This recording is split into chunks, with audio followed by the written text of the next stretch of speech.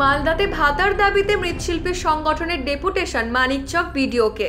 ভাতার পাশাপাশি এঁটেল মাটির সুবিধা করে দেওয়া, কারখানা তৈরি, মৃৎশিল্পীর আনুষঙ্গিক সামগ্রীর মূল্য বৃদ্ধি সহ একাধিক দাবি নিয়ে মৃৎশিল্পীরা মানিকচক ব্লক বিডিওকে লিখিত ডেপুটেশন দেন। মানিকচক মৃৎশিল্পী সংগঠনের প্রায় 50 নেতৃত্ব ও সদস্যদের উপস্থিতিতে এই কর্মসূচি সম্পন্ন হয়। এই ডেপুটেশন কর্মসূচিতে উপস্থিত হয়ে মানিকচক ব্লক মৃৎশিল্পী সংগঠনের সভাপতি ফুলকুমার মণ্ডল বলেন, তারা বছরে প্রায় 6 মাস মাত্র কাজ পান। 6 মাস কর্মহীন থাকায় সংসার চালাতে হিমশিম অবস্থা হয় তাদের। তাই তারা মূলত ভাতার দাবিতে বিডিওকে ডেপুটেশন দিলেন। তারা একত্রিত হয়ে আলোচনার মাধ্যমে মানিকচক ব্লক বিডিওকে বিষয়টি লিখিত আকারে জানান। তারা গত বছরও বিডিওকে লিখিত আকারে জানিয়েছিলেন। তারা আরও জানান, তারা এই সংগঠনের প্রায় 150 জন সদস্য রয়েছেন।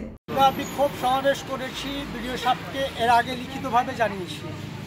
জানিয়ে দেওয়ার পরেও কোনো উত্তর পেলাম না। কি দাবি আপনাদের? আমাদের দাবি হলো ভাতা, এবং আমরা ওই যে মৃৎশিল্পী কাজ করি, এই জন্য একটলি মাটি যে নেব তার জন্য প্রশাসন আমাদের পিছনে ধাওয়া করে।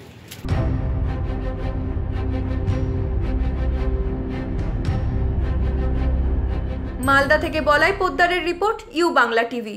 ইউ বাংলা টিভি, হৃদয় ছুঁয়ে যায়।